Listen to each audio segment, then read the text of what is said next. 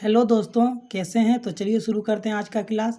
आज हम लोग पढ़ने वाले हैं पादपों के बारे में, यानी कि पौधों के बारे में। तो यह उनका पहला लेक्चर होगा। तो शुरू करते हैं। प्रकाश संश्लेषण। प्रकाश संश्लेषण किसे कहते हैं? तो पौधे जिस विधि से अपना भोजन को तैयार करते हैं, पौधे जिस विधि के द्वारा अपना भोजन को तैयार करते हैं उसे ही क्या कहते हैं? प्रकाश संश्लेषण कहते हैं। तो हम लोग जानते हैं जो पौधे जो है वह स्वयं पोषी है, मतलब वो अपना भोजन का निर्माण स्वयं करता है, किसी दूसरे पे डिपेंड नहीं होता है ना। पौधे जो है भोजन का निर्माण स्वयं करता है, इसलिए उसे क्या कहते हैं? स्वयं पोषी कहते हैं।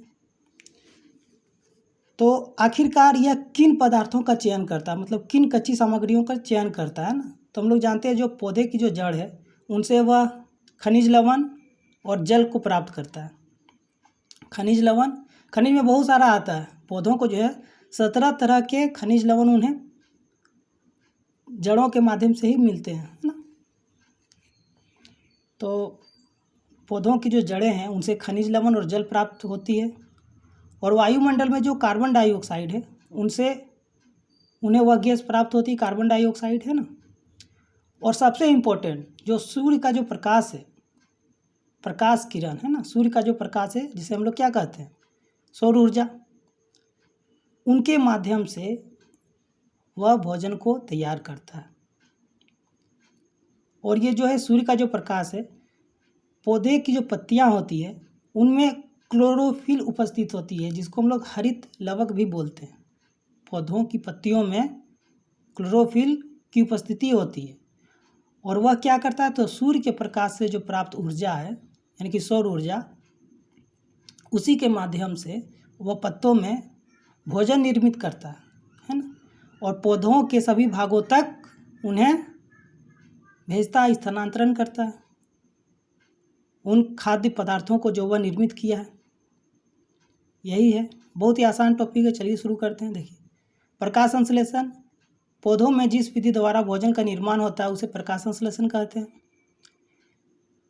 इस विधि में पौधों की पत्तियों में उपस्थित क्लोरोफिल सूर्य के प्रकाश से ऊर्जा अवशोषित करके कार्बन डाइऑक्साइड और जल की सहायता से कार्बोहाइड्रेट यानी कि ग्लूकोज, यही होता है उनका भोजन। कार्बोहाइड्रेट, ग्लूकोज तथा ऑक्सीजन का निर्माण करते हैं, और ऑक्सीजन को वो क्या करता है?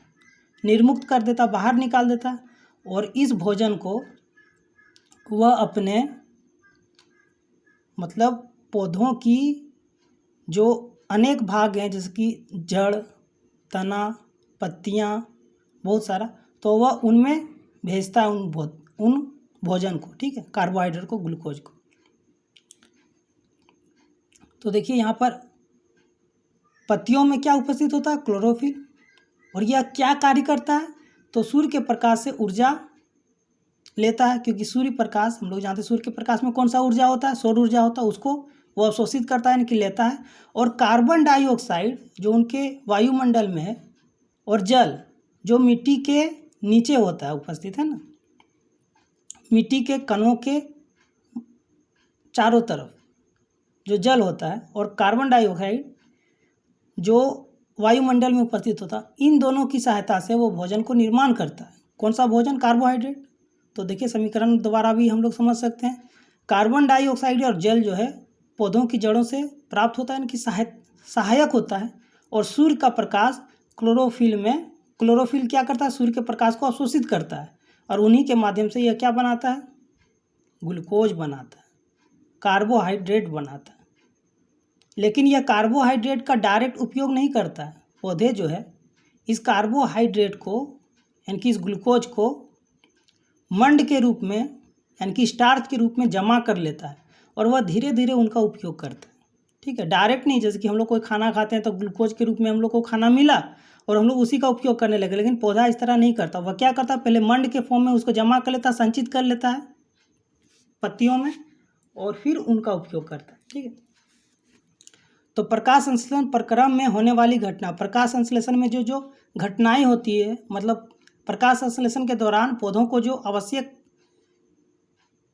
चीज़ चाहिए और जो घटनाएं होती उनके बारे में यहाँ पर वर्णन किया गया, बताया गया है। तो जो यहाँ पर है, जो हम बताएं वही सब चीज़ है। क्लोरोफिल द्वारा क्या क्या होता है, क्लोरोफिल क्या क्या कार्य करता है, तो प्रकाश ऊर्जा यानी कि सौर ऊर्जा को अवशोषित करता है। सबसे पहला काम क्या है, क्लोरोफिल जो पत्तियों में होता है हरित लवक, वह क्या कार्य करता है, तो प्रकाश ऊर्जा यानी कि सौर ऊर्जा को अवशोषित करता है, मतलब उसको ग्रहण करता है, उसको लेता है, और सौर ऊर्जा का रासायनिक ऊर्जा में रूपांतरित होता है। सौर ऊर्जा का किस में रूपांतरित होता है, रासायनिक ऊर्जा। देखिए कोई जैसे कि पौधा जो है सौर ऊर्जा को लेगा तो आखिर रासायनिक फॉर्म में ही ना, केमिकल फॉर्म में ही ना उसको तोड़ेगा, तो सौर ऊर्जा का रासायनिक ऊर्जा में रूपांतर, तभी तो भोजन का निर्माण हो सकेगा ना। और इस रासायनिक ऊर्जा को बनाने में इन दोनों का बहुत महत्वपूर्ण योगदान होता है, जल और कार्बन डाइऑक्साइड। ठीक है, तो सौर ऊर्जा का रासायनिक ऊर्जा में रूपांतरण होता है जिससे वह भोजन का निर्माण, मतलब भोजन तैयार करता है। जल के अणुओं का हाइड्रोजन तथा ऑक्सीजन में अपघटन हो जाता है। अपघटन मतलब होता है कि टूट जाता है। देखिए जल जो है H2O जो है वो हाइड्रोजन यानी कि गैस के फॉर्म में, और ये ऑक्सीजन, हाइड्रोजन मतलब H और ऑक्सीजन गैस के फॉर्म में, मतलब जल का क्या हो जाता है, अपघटन हो जाता है, टूटकर बाहर निकल जाता है। जैसा कि हम जानते हैं कि ऑक्सीजन जो है पत्तियों में देखिए एक स्टोमेटा होता है जिसको रंध्र बोलते हैं ना, रंध्र बोलते हैं स्टोमेटा। वह क्या कार्य करता है, तो वह गैसों का आदान प्रदान करता है, यानी कि उसी रंध्र के माध्यम से ऑक्सीजन बाहर निकलता है। पौधों में जो रंध्र होता है, छोटे छोटे छेद जो होते हैं, उन्हीं के माध्यम से ऑक्सीजन बाहर निकल जाता है और कुछ मात्रा में हाइड्रोजन गैस। तो आखिरकार ये जो ऑक्सीजन निकला और जो हाइड्रोजन निकला वो जल के ही द्वारा, जल जो है टूटकर, H2O जो है टूटकर वह बाहर निकल गया है। ठीक है, अब कार्बन डाइऑक्साइड का क्या कार्य है, तो कार्बन डाइऑक्साइड का कार्बोहाइड्रेट में अपचयन, मतलब जो कार्बन डाइऑक्साइड जो वायुमंडल से पौधे जो ग्रहण करते हैं, उस कार्बन डाइऑक्साइड का वह किस में रूपांतरित कर देते हैं, कार्बोहाइड्रेट में। ठीक है, अब देखिए कुछ पॉइंट भी लिखे हुए हैं जिसको जानना बहुत ही आवश्यक है, नोट करके नीचे में।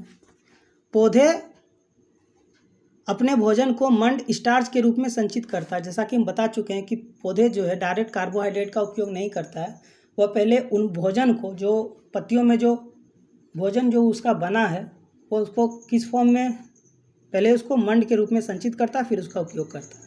लेकिन जो हम लोग जो भोजन खाते हैं, है ना, हम लोग जो भोजन खाते हैं उसमें बहुत सारा चीज़ होता है और अंततः वह ग्लूकोज के फॉर्म में टूट जाता है। तो हमारे द्वारा खाए भोजन से प्राप्त ऊर्जा का कुछ भाग, ये चीज़ याद रखिएगा, ग्लाइकोजन के रूप में संचित हो जाता है।